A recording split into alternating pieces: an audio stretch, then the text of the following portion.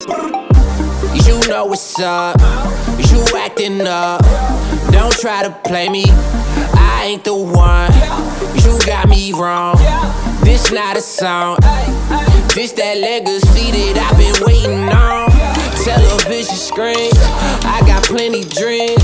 In the real view, bigger than the scenes. Ay, by any means, to all my enemies, just know I love you too. I hope you pray for me. Sometimes I make believe until I make it seem. We turn the party up, we bout to make a scene. Got plenty self-esteem, I mean, I got plenty self-esteem. Hey family, it's your girl Ocean. I'm parked up. I'm waiting for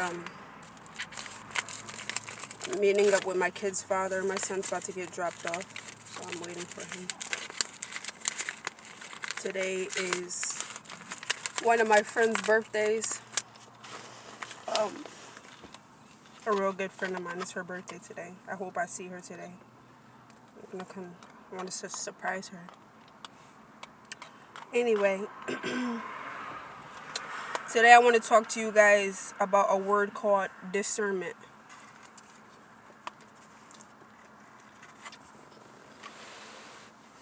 Discernment is about having judgment from a higher perspective. You know, when you were younger and you would watch TV and you would pick out celebrities and you say, you would name who your mother would be, your grandmother, your family members. You would pick out celebrities that you would see on TV who would be your family members, right? So, my kid's father, I was with him for like a good 6 years, 7 years. And he's always known for one of my celebrity fathers, right? I will argue with him. I would defend, I would argue, listen, I would cry about the celebrity. I will argue about the celebrity. There's nothing you could say about the celebrity. I would literally defend him like he was like, you would have thought he was my biological father. Right? Because I love him so much. I always have. I loved his style. Small little petite dude. And he's just so so thuggish, so rugged, so straightforward, so like his attitude is just like, I don't care, like, you know, take me, like me, or take me as I am, like me or don't like me, stay out my way. If you don't like me, stay out my way. So a few weeks ago, he ended up passing.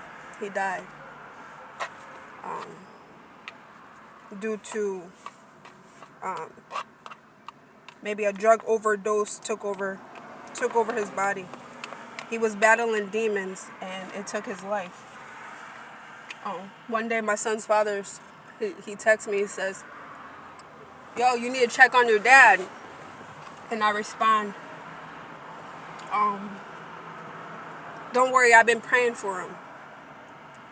And so I go on social media and they say, DMX is in critical condition.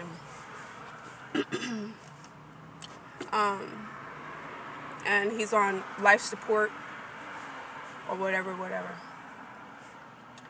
And I got sad. Because like I said, I always claimed this dude as my dad, like he's my celebrity father. I love him. When he was going through his addiction, trying to fight his demons, you know, everybody in their family has people who are battling with different addictions. In my family, I had I have a family member who was an alcoholic. In my family, I have a person who used to smoke crack. I think everybody has somebody in their family who has these type of addictions, right? The thing that I loved about DMX is he was always open and honest about it. He wasn't ashamed of it. You know, that was his way to cope with life. Everybody has their own ways to cope with life, right? I have so many friends who smoke weed. They smoke weed. You ask them, why do they smoke weed? They smoke weed to relax their mind so that relax their mind is their way of coping with certain things. Everybody has their go-to something to suppress their inner traumas or emotions or whatever. Some people revert to the bottle. They drink alcohol. It numbs the pain, so it's their way of escaping reality, right? With DMX, Earl Simmons, rest in peace to the legend. He will always be a legend in my eyes. I love him.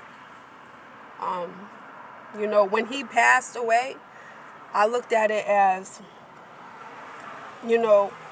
he's been battling with this for so long, for so much, a majority of his life, that it's just like, I feel like now he's not suffering. I'm so, like, it would be very, I want him here. I wish he was still here, because he makes fire music, but I could always revert back to all the music. I could always listen to his albums and feel like he's still here, like he never left. At the end of the day, he's still here. He lives through me, right? But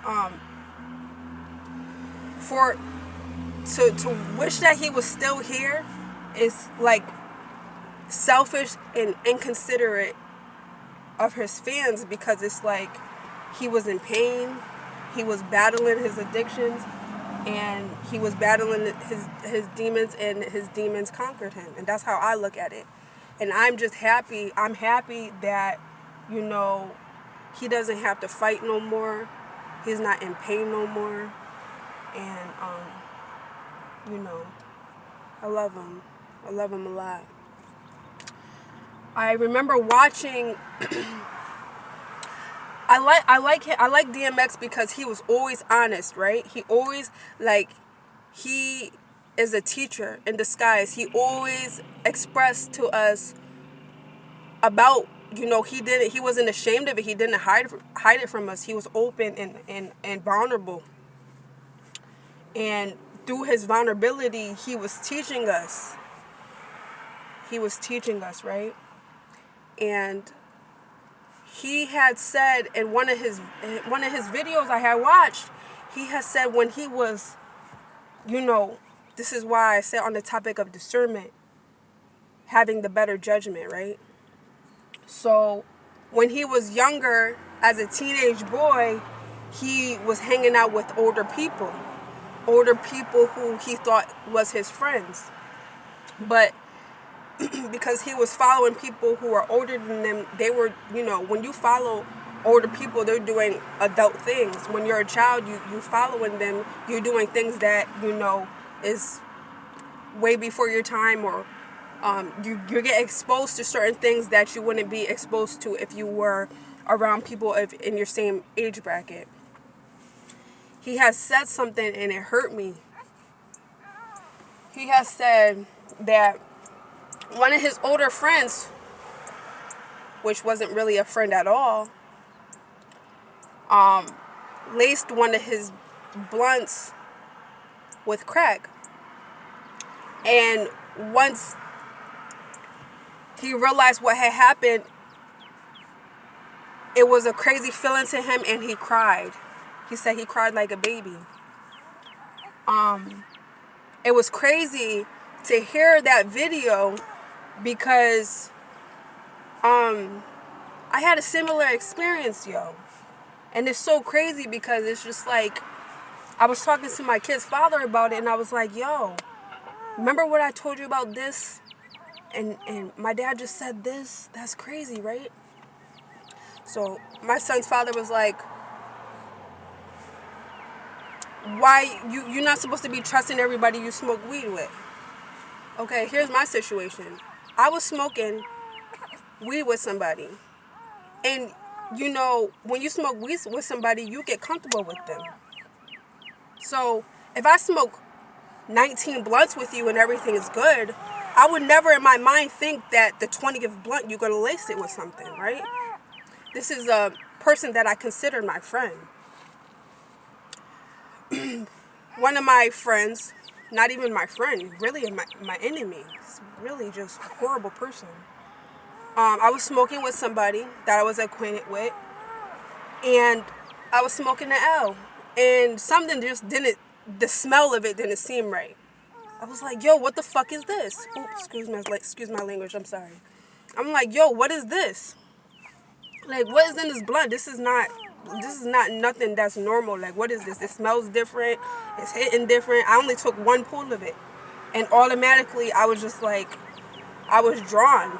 Like, what's going on? And the person I was smoking with was like, that basically, that he put dust in the blunt. Now, dust, if you don't know what dust is embalming fluid. It's like a black ash that they put inside of dead bodies, a decaying body. And I was like, I was angry. So many emotions went through my mind. I was angry. I spazzed on him and I cut him off. I never talked to him ever again because I felt disrespected. I felt very disrespected. I felt real disrespected.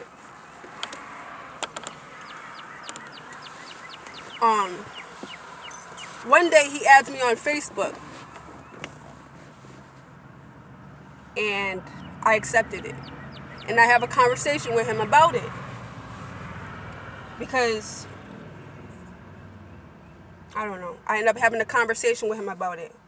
And you know, the memes that they make about like, oh, you driving crazy in the car and your passenger's like, oh, but did you die though? So I made a comment about the situation, how I don't really want nothing to do with you because I feel like you can't be trusted. You're a snake and you know you're very disrespectful, basically. These are the things that I should have said to him when it transpired, but I didn't. I was just like, yo, after I figured out what had happened, I was so mad, I just cut him off. I was like, yo, I don't want to deal with you ever again. We can't be friends. We're not cool. But I didn't really express how I felt until like I had some time away from the situation. And I told him how I felt. I was like, yo, I felt like you're really disrespectful. I feel like you can't be trusted. Me and you are not cool. And I don't want to rock with you. I think people should know about you and what you're capable of. And this, that, and the third. And his response was not an apology. It wasn't an apology. His response was, but oh, did you die? Like, nigga, I could have died.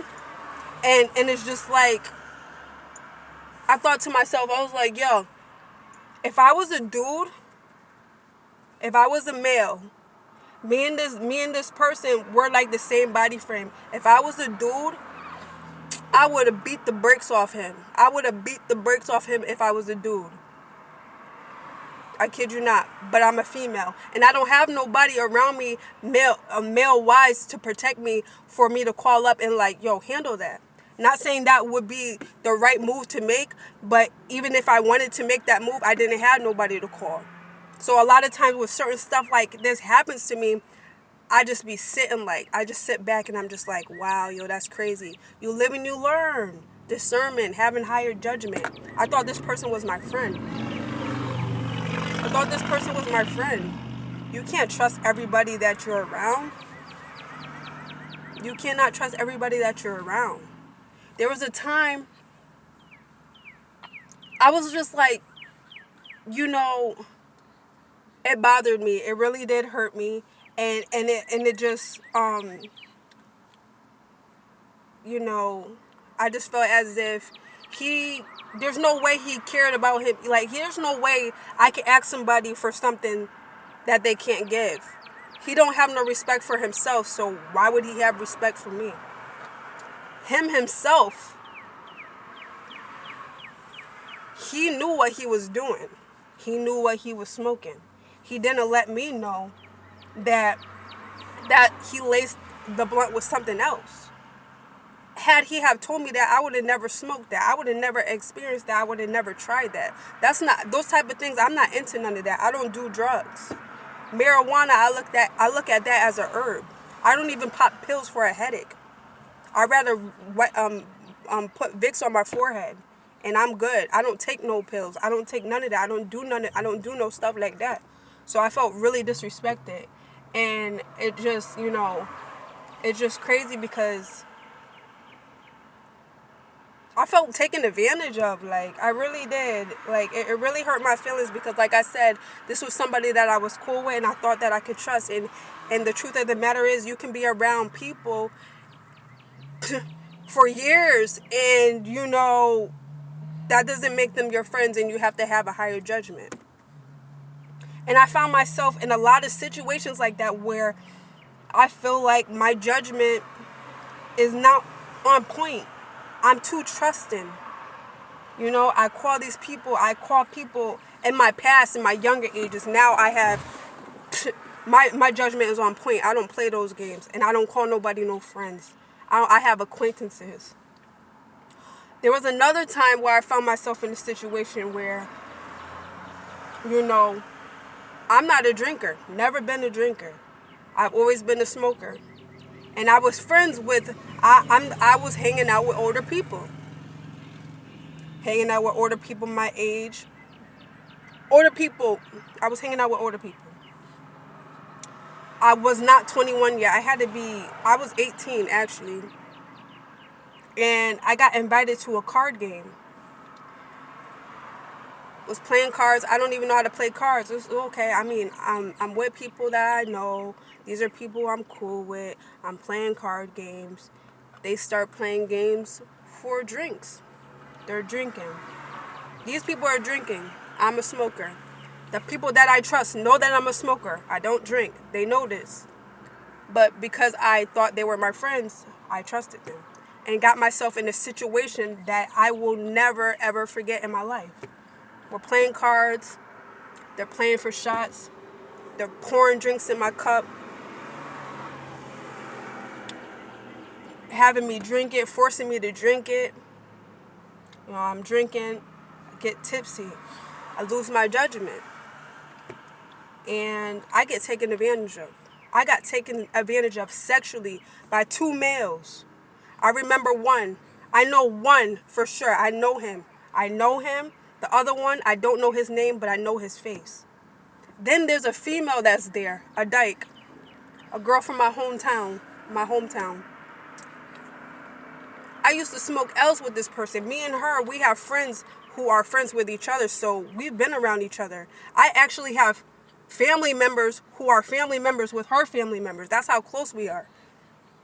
She sat there and watched the whole thing, left me for dead. I got raped that night. And this dyke sat there and watched the whole time. And you would think, damn, yo, people just really don't, they don't care. People do not care. You calling people your friends, they don't care. I got left for dead. She sat there, she watched what happened, and she left me for dead. I had work the next day.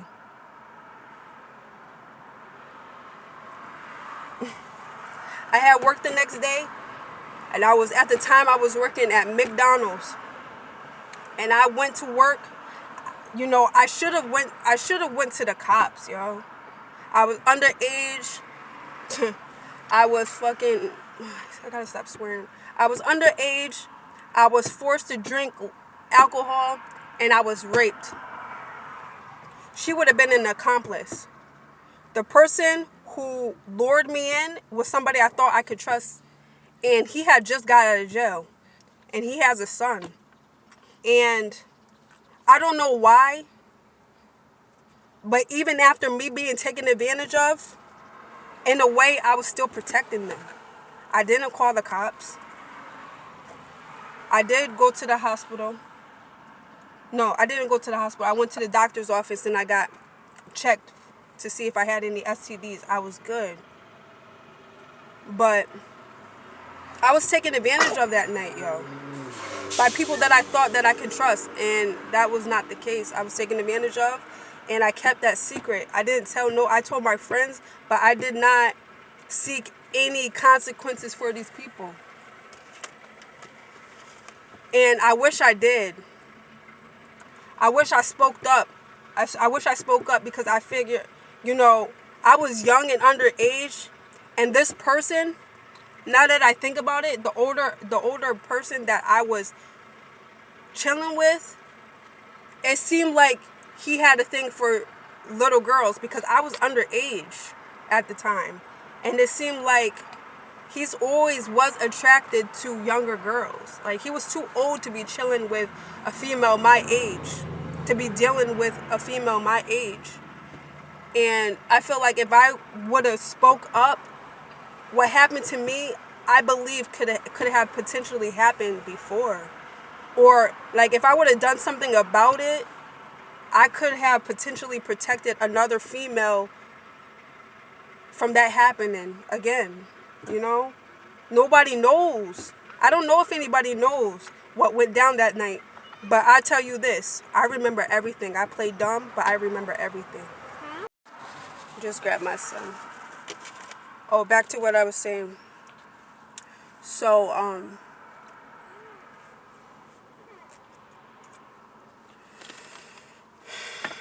just thinking about it aggravates me. But I wish I had, when I was 18 years old, I wish I had the courage to speak up. After that happened to me, I carried a lot of anger within me. I was very angry, and I was very closed off. I didn't talk to nobody.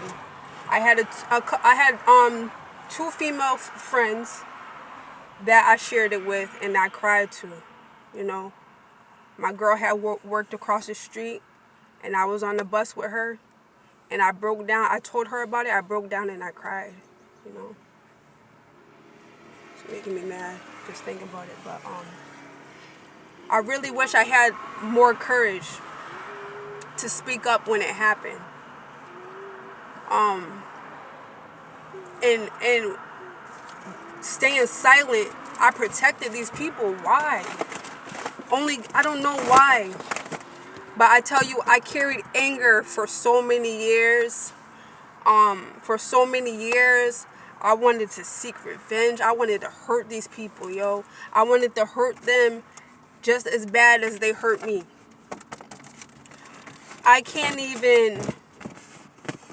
It's so bad that I don't even feel comfortable going back to my hometown because these people are walking free and don't nobody know about what they did to me. But me and them. And if you're watching this, you know who you are. I forgave you. I forgave you even if you never apologized to me. You want to know why? Because I forgive you for myself, not for you. Because if it was up to me, you would not be here right now. Based on what you did to me, I will never forgive you. But I forgive you for myself so that I can move on and not hold all that anger and that pent up, I'm telling you, fire within me. But these people, I want to expose them for the nasty, rotten people that they are. But at the end of the day, I don't need to expose these clowns. They're gonna expose themselves. And vengeance is not mine. Even though I wanted revenge for so many years, vengeance is not mine. I leave it to God. Because at the end of the day, karma Karma always comes back around. What you do to people always comes back around. And you know what's crazy?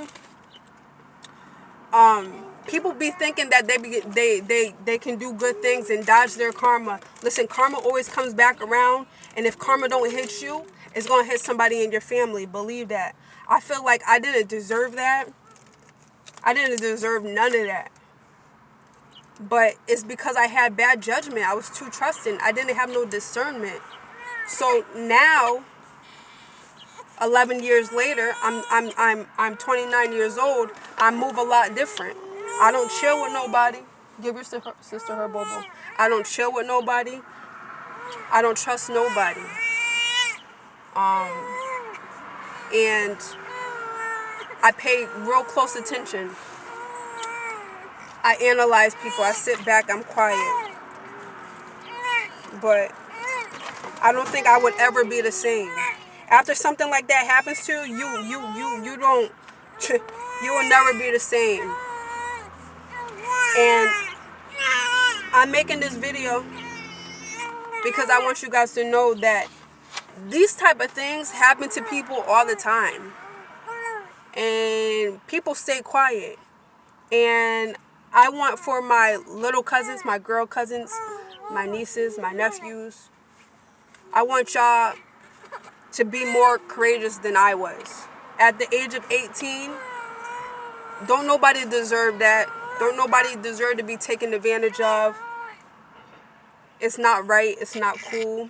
Don't stay quiet, because you can be a hero to somebody else by speaking up. Who cares about... I don't even know why did I not say anything, yo? I don't know. I was too worried about what other people would think. Why? Why did I care to protect these people? Why did I care about what other people think? I don't know. But now, in this day and age, I don't care about what nobody thinks. I wish I could go back to that day, man. I wish I could go back to that day. Today, I was on the phone with one of my female friends for...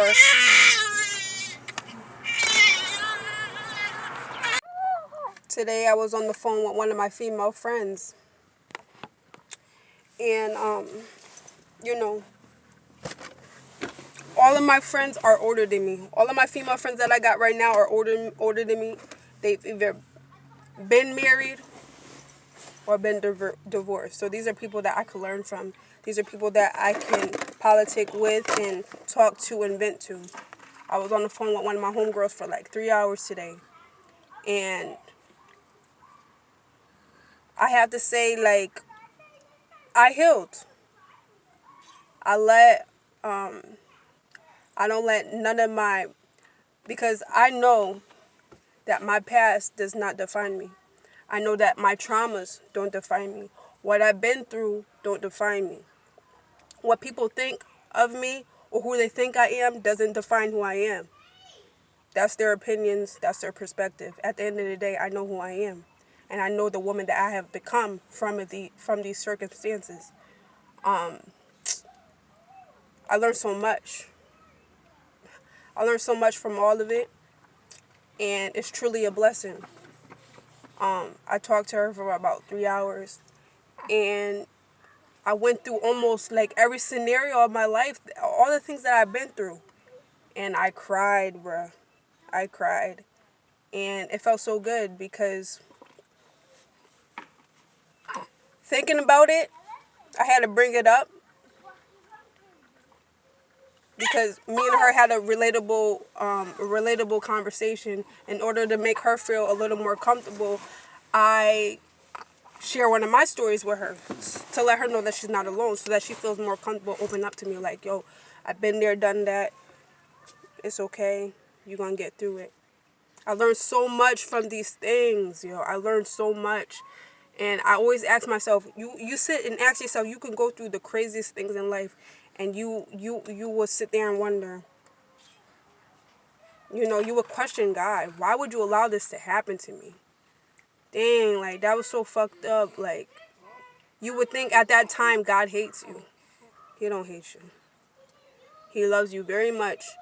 And he puts you through things. God won't give you nothing that you can't handle. At the time,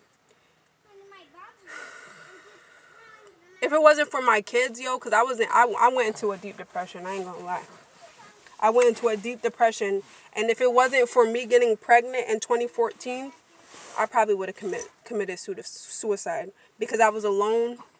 I ain't have no family. I had family, but my family was just as, I was the black sheep. My family was rotten. I ain't have no support in my family for real. Everybody that I love turned their back on me. You know what I'm saying? Somebody who I grew up with that was like supposed to be my brother, he didn't even know me. Like, people would say certain things about me and he wouldn't even stick up for me. He didn't even protect me. It's just like, bro, you don't even know me. How could you ever? It's like growing up with your brother and you letting somebody on the outside tell you about who your brother is. Like, bro, like, you sound crazy as fuck. I grew up with her. You know who your sibling is? If somebody say something about you, your brother, you're not gonna let nobody just talk all crazy about your brother and not defend them. And I felt like I did not have no protection. I didn't have nobody to defend me. And I thought, like, the nigga that I grew up with, you my brother, you supposed to know. If somebody say something about me, you supposed to know. We grew up together, bro. Like, you know what character is mine. You know how I get down. You would be able to say, nah, that's not like her. She wouldn't do nothing like that. I didn't even have that type of protection. I just had like, yo, family was nothing to me. I ain't have nobody. I had a few friends, but like I said, I had bad judgment. So I was alone and I was depressed. I felt abandoned. I felt like people turned their back on me. I was I was suicidal at that time. I wanted to take my life. I worked nonstop. I did so many things in order to escape that pain, to escape reality. I didn't want to be home, so I got a second job. I worked 2 40-hour jobs. I worked 80-hour shifts. I worked 80-hour shift weeks. I would work at McDonald's morning shift, and I would work the gas station night shift. I was working 7 a.m. to 3 a.m. No, I was working 7 a.m. to 3 p.m.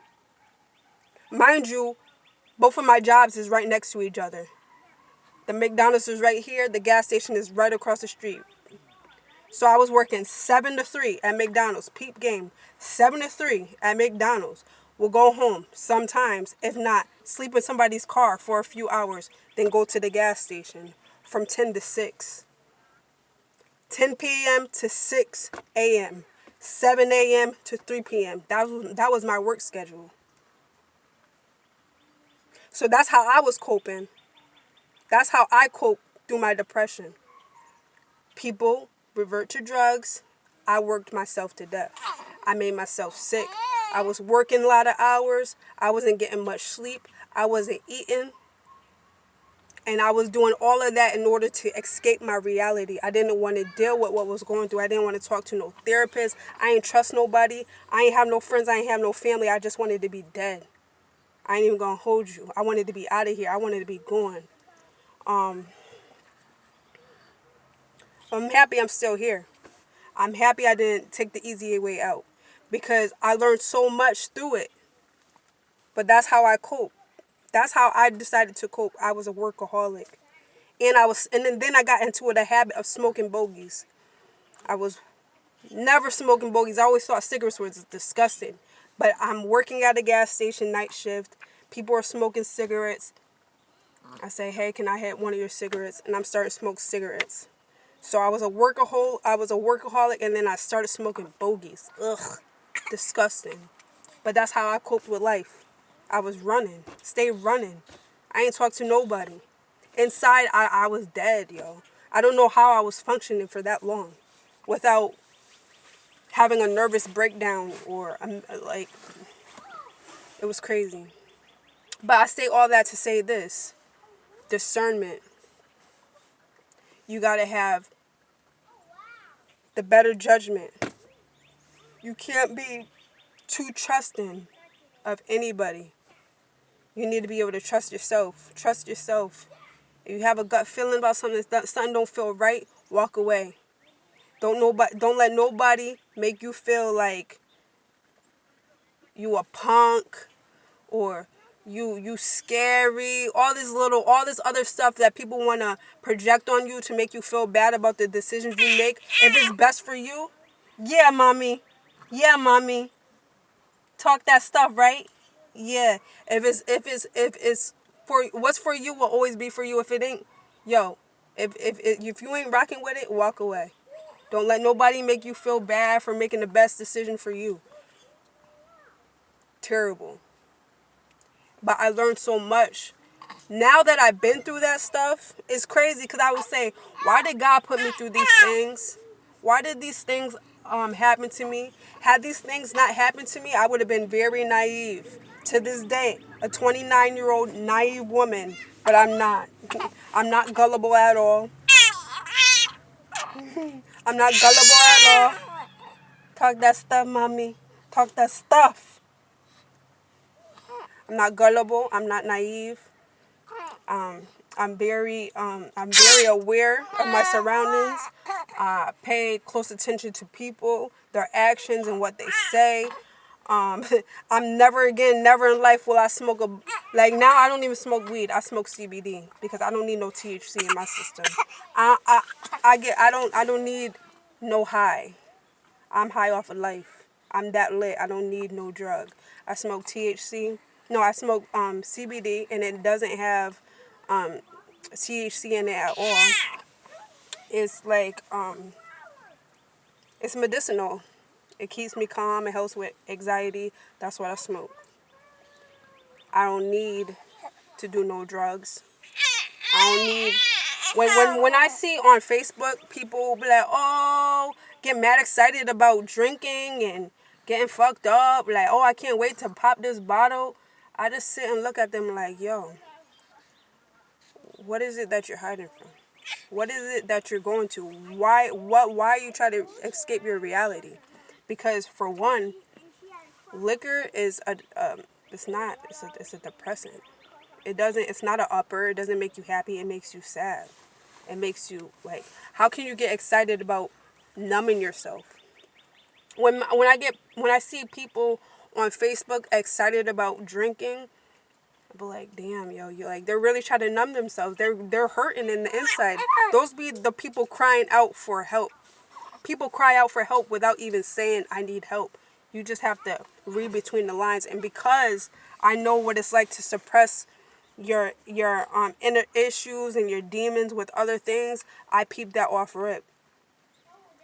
So, find other ways to cope. You're not alone.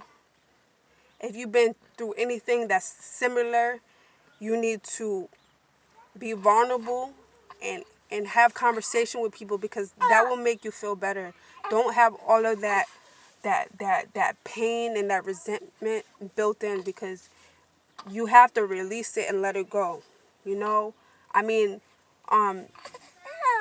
you're always going to think about the things that you've been through, and that's truly a blessing to have the memories because from the memories you learn from it. You don't want to go through anything and not remember it because that means if you don't remember it, you're just going to repeat it. So the fact that you remember it is a blessing.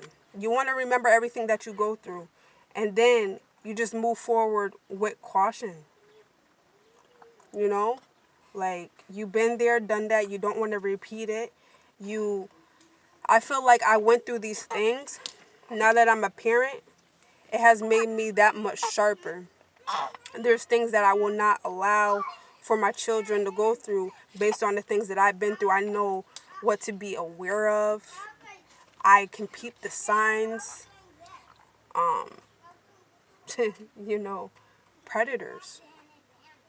I was the prey. Somebody was a predator and they was preying on me. Somebody that I thought was my friend. Crazy. But you're not alone. Seek attention. Talk to somebody. Don't feel bad. Don't beat yourself up about it. Things happen. Things happen, yo. But you gotta learn from it. Know that God don't put you through nothing that you can't handle, and He's just trying to teach you. He's just trying to show you, like, yo, this is what happens If you don't do this, this is what happens if you choose this. You can either choose this way or that way. Hang out with people that's your age. Stop trying to hang out with people that's older than you. Others, the older grown women would be like, oh, you was fast though. No, I wasn't fast. I wasn't fast. No, I wasn't fast. I was taken advantage of. I wasn't into that. I'm not into that. I don't do no threesomes. Nigga, I don't do that. I don't do those kind of things. I'm not wild out here. I'm not wild. If anything, I got turned out at a young age. I was taken advantage of. Somebody took something from me. I didn't give that to them willingly. They got me drunk and they took something from me. Knowing, because if I was sober and they would have asked me for something, fuck out my face. It would have never had happened. I had to be taken advantage of for people to get what they wanted from me. And it's wrong. It's not cool. But like I said, everything happens for a reason. And this is my testimony to you. This is my testimony. I want you to learn from my experiences. Like I said, my dad, DMX, it hit me when he said that, because I was just like, wow, how similar. And if I have a similar experience to a celebrity who got bread, how many other people got a similar experience that's broke? We all go through this. Money don't make you make you not have problems. We all got problems. It's just how we deal with it. That's the real thing. That's what we got to take account to. How are we going to deal with what we go through? Because even our actions to cope with it can be detrimental. Your coping, how you choose to cope, can take your life. You got people who love you. Even when you're feeling alone, trust me, you got people who love you, who adore you, who respect you. You are so worthy. You belong here. You was here for a reason. You was here. You have a mission. God put you here. Yo, you are a servant to God. God got you here for a reason. God got me here for a reason. I went through all of this stuff at a young age. I feel like God allowed these things to happen to me because he knows how strong I am. He knows I'm a warrior. He knows how resilient I am. I just keep going. He put me through all of these things so I can make these videos now. It was written. God knew. God knew I would be making these videos 11 years later. He knew I was going to make these videos.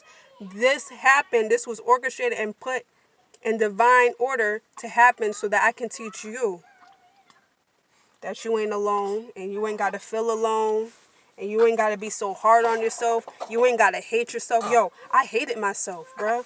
All that, when I told you I was angry for years, I felt disgusted. I felt fucking disgusted. I got somebody I don't even know all up in me, touching on me. I felt disgusting. I made my own body. I was like crawling in my skin to know that happened to me. I had to forgive myself.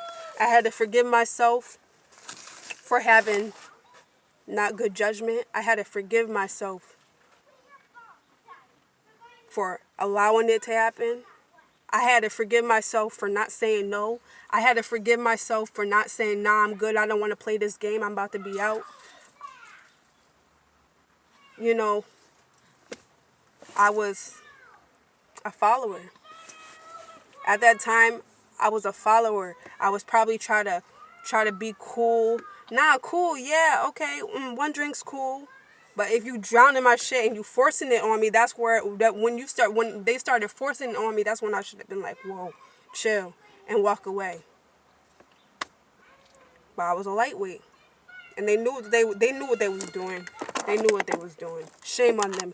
Shame on you. Shame on y'all nasty ass niggas. Shame on you, dyke. You know who I'm talking about. Shame on you.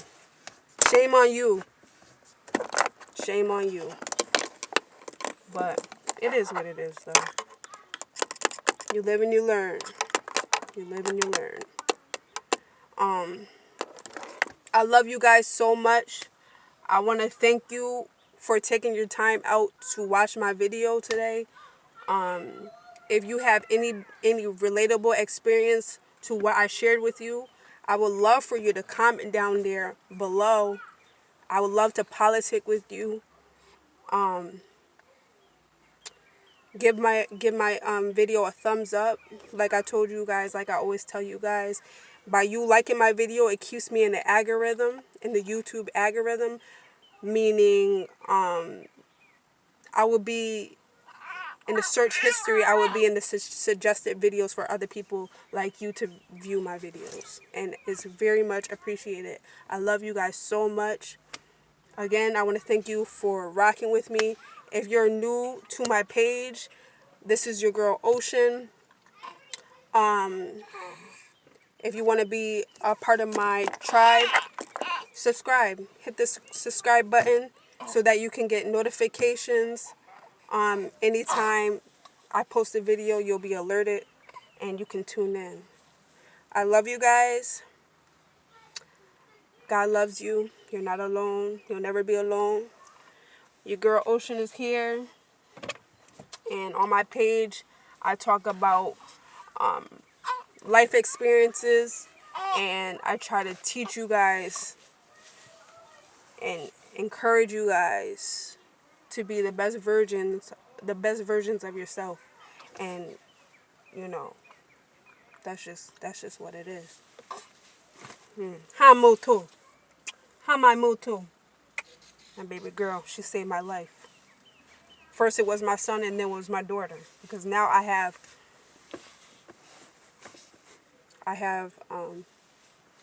a younger version of me. And I got to protect her and teach her these things that I've been through. God put me in this position to go through these things so my daughter wouldn't have to. Because now I'm going to protect her and make sure it never happens to her. She going to know. She going to know. But I love you guys. I'll see you soon, all right? Y'all be easy. And I have a blessed one. I want the finer things. I feel like I'm a beast. I've been around the globe and ain't no one like me. I gotta say, this ain't no conceit. I just feel complete. I got in the beast and I want you to see. So from now on you should start watching what you say to me. Cause once I get the shine and it's hard to throw any shade on me. And you could be my brother, still find it hard to relate to me. I'm just trying to make you see I got something nobody else got, yeah. It's a lot, yeah.